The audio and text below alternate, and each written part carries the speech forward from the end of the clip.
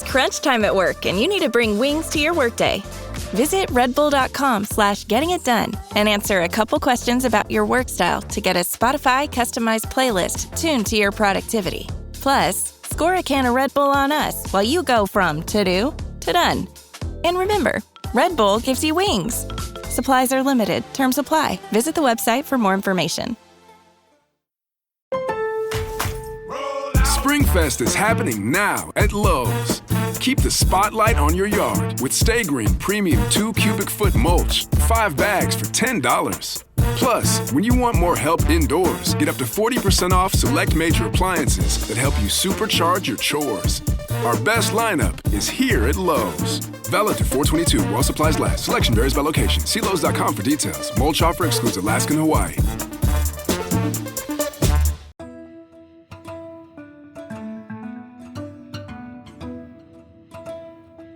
For the News and Observer, I'm Dawn Vaughan, Capitol Bureau Chief and host of Under the Dome. Today, I'm joined by my News and Observer colleague, Richard Stradling, first time on the podcast, who covers transportation. Richard, thanks for being on this episode. Sure.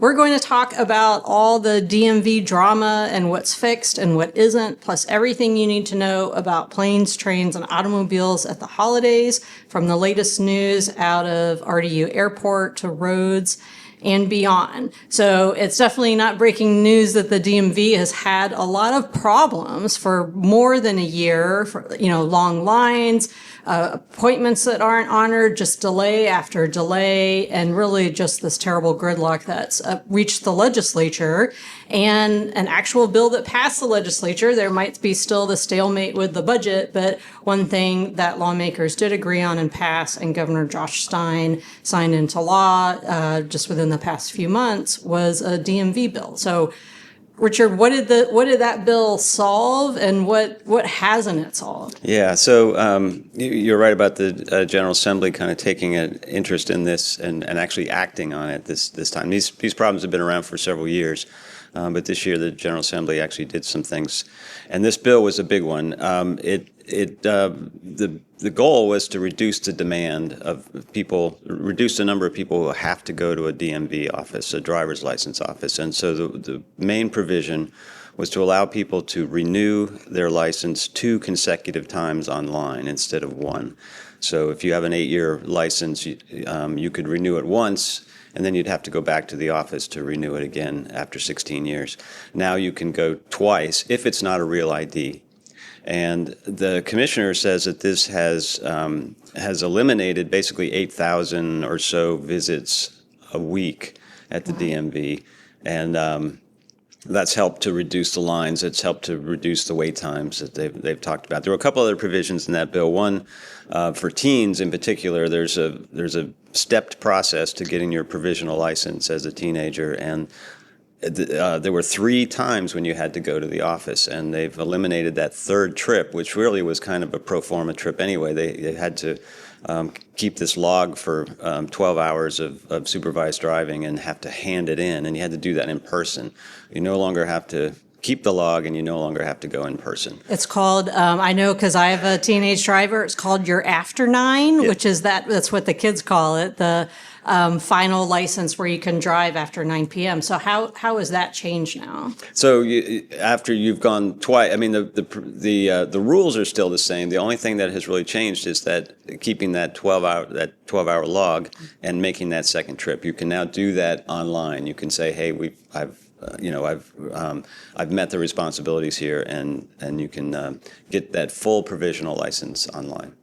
So how is that? I guess it's too soon to say really if there's any data on how that's fixed things, but you said there's already the 8,000 visits. That's right. So these things have kind of rolled out in stages. So the first provision was the one about 2 consecutive times, and that they had some data on. They were able to say the wait times in October were roughly half, the average wait time statewide were roughly half what they were in August. And these are, again, across all the offices, 110 offices in the state, but it was 1 hour and 23 minutes wait time once you checked in at the office in October. It was 2 hours and 45 minutes in August. So they feel like that's made some changes. The provisional license change came a little bit later, and so I don't think they have any data on that yet. What about where do things stand with Real ID and people, if they want, need to get it, or is it going to be hours and hours? Have things kind of, Yeah, you still need, if it's your first Real ID, you need to go in person and bring the required documents. I think probably most people who are going to get a Real ID have gotten a Real ID.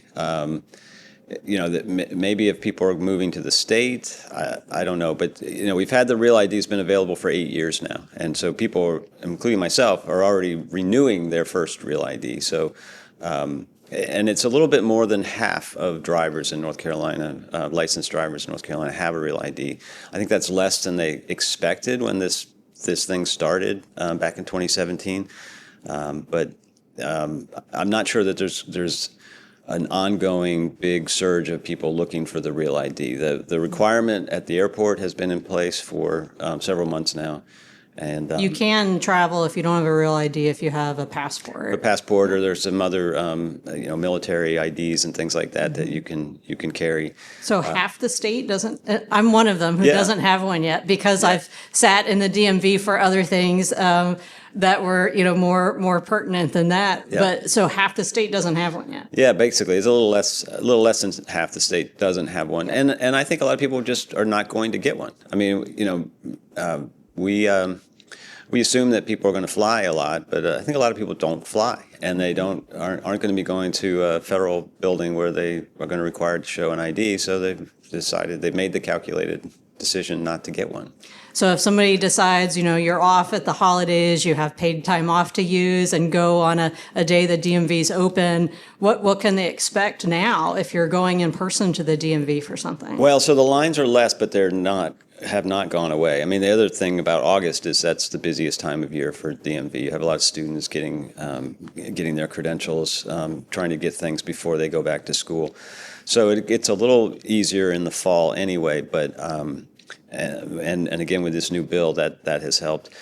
But there are still lines. The DMV has made some other changes, and the legislature has helped them with some other changes too, that authorize the hiring of 61 additional driver's license examiners over the next 2 years, and that will fully staff the 115 existing license offices. So that should help move things along better. Those people, a lot of them are still being trained, so that we haven't seen that impact yet. The other thing the legislature did was authorize the DMV to open 4 new offices, including one in Fuquay Varina. There is one now in Fuquay, but it's quite small. And this one will be larger, and they authorized the division to hire 36 more people to run those offices as well. So those things might take a little while to help, but there are still lines. They're just not as bad as they were. What's the latest advice with should people show up or make an appointment? Well, so right now the DMV is they're saying like almost 90% of the people that they are dealing with are done on a walk-in basis. They have appointments that they make in the morning, but those tend to be get filled up very quickly, and people get frustrated because they can't get one. They'll look across the state and there'll be no appointments available. The DMV has a new batch that comes available most days, but it's just for that next day, the 90th day. Mm-hmm. And so most people are doing walk-ins, and that's probably the best way to do it. They've changed their MO a little bit. They used to, if somebody didn't show up for an appointment, and a lot of people did not show up for appointments. That was a frustrating thing for DMV. People would kind of game the system and make 2 appointments, or maybe forget their appointment because they made it so far out. And then other people maybe would come and they wouldn't, and that appointment wouldn't be honored. I want to get to 2 more things before we have a break. State Auditor Dave Bullock put out he campaigned on it about the DMV, and then the DMV also has a new commissioner this year. So first, are any of the things in this bill, was that a result of the auditor, the audit of DMV? Are there things that are in the works, or is that kind of just an assessment of where things stand? It's an assessment. I know the auditor's office wants to take credit for a lot of these things, but a lot of them were in the works before. The request for the additional workers was something that the previous DMV commissioner made, and those numbers were finally honored this summer. Some of these ideas are showing up from his report, are showing up in the legislature, and so the whether they people read it in his report and said that's a good idea, we need to do this is not clear to me. Okay, and then tell us quickly about the new commissioner. Yeah, so Paul Tyne, former legislator, owns an insurance business down in Dare County. He was a two-term Democrat, elected as a Democrat, but then in his second term became unaffiliated and started caucusing with the Republicans. And the Republicans in the legislature who run things know him well and have, I think, given him the benefit of the doubt more than they did his predecessor, who was former head of the Democratic Party. But he's also been very active in trying to change the culture. There's not just these legislative things, but he's really trying to change the culture at the DMV. Okay. All right. We're going to take a quick break. When we come back, we're going to talk more with transportation reporter Richard Stradling about everything you need to know about holiday travel and things happening at RDU. We'll be right back. Score more with the college-branded Venmo debit card and earn up to 5% cash back with Venmo Stash. Got paid back? With the Venmo debit card, you can instantly access your balance and spend on what you want, like game day snacks, gear, tickets, and more. The more you do, the more cash back you can earn. Plus, there's no monthly fee or minimum balance. Sign up now at Venmo.com/collegecard. The Venmo MasterCard is issued by the Bancorp Bank N.A. Select schools available. Venmo Stash terms and exclusions apply at venmo.me/stash terms. Max $100 cash back per month. So good, so good, so good. New spring arrivals are at Nordstrom Rack stores now. Get ready to save big with up to 60% off Rag & Bone, Marc Jacobs, Free People, and more. How did I not know Rack has Adidas? Because there's always something new. Join the Nordy Club to unlock exclusive discounts, shop new arrivals first, and more. Plus, buy online and pick up at your favorite Rack store for free. Great brands, great prices. That's why you Rack. You're listening to Under the Dome. I'm Capitol Bureau Chief Dawn Vaughan, here with Richard Stradling, who covers transportation. Before the break, we talked all about the DMV. Let's talk about RDU and changes happening at the airport that people start noticing. Yeah, so there's a lot going on at RDU. There's 4 big construction projects that they're doing, $2.5 billion worth of construction. The main one, the biggest one, is a new runway, which really won't affect people's movement through the airport, but they can see it from Terminal 2. It's beyond the existing runway. It's parallel to the existing runway. The old runway was finished in 1986 and is really near the end of its useful life, and so they need a new runway. This one's a little bit longer, so it will help with longer haul flights. But that work is just beginning. That runway will not be finished until 2029. The other project that people notice, if you go to Park Economy 3, that's the big remote parking lot out near I-40, and they've been adding spaces to that. They're basically tripling the size of that parking lot. If you go there today, it's very evident what they're doing. They're also redoing the old part of the lot as well. But there will be a new customer building that has restrooms. There's new covers out there. And, of course, there's lots more parking spaces.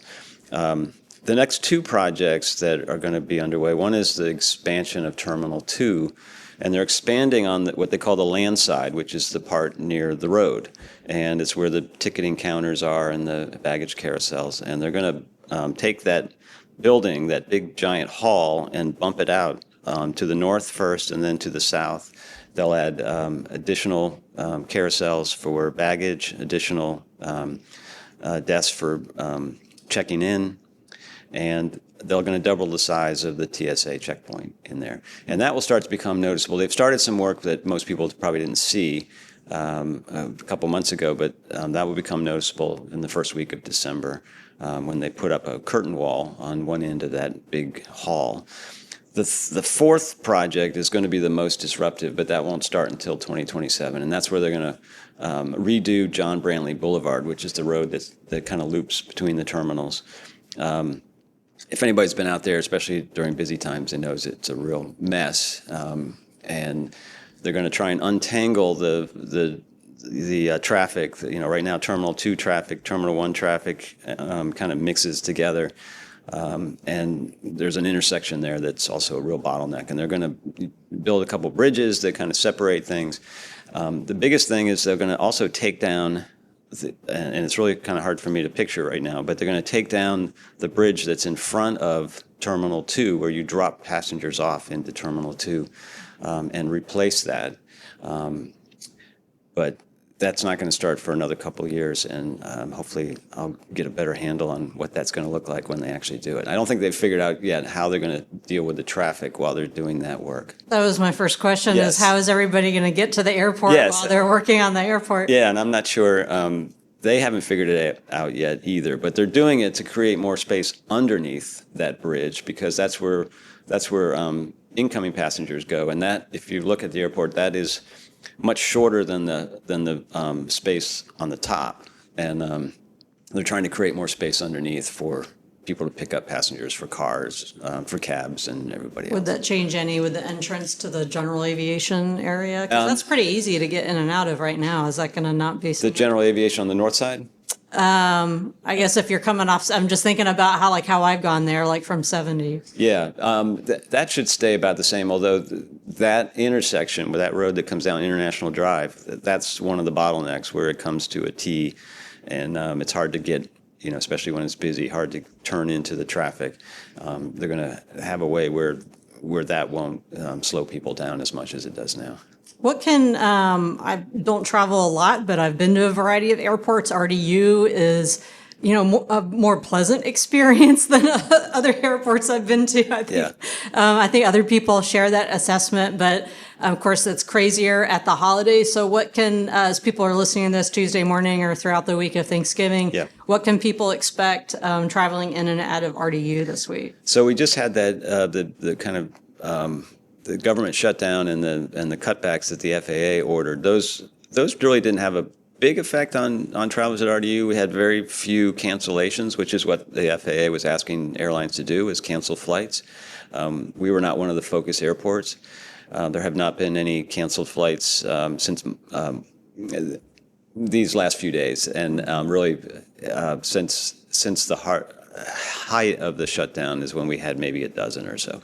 But anyway, the other thing that you will encounter are delays, because there's still, even though the government is open again and the air traffic controllers are back on the job, there are shortages of air traffic controllers, and particularly in the Northeast, and there are places where the FAA will kind of slow down the traffic to give them a bit of a break and keep the planes farther apart, and that results in delays, and so.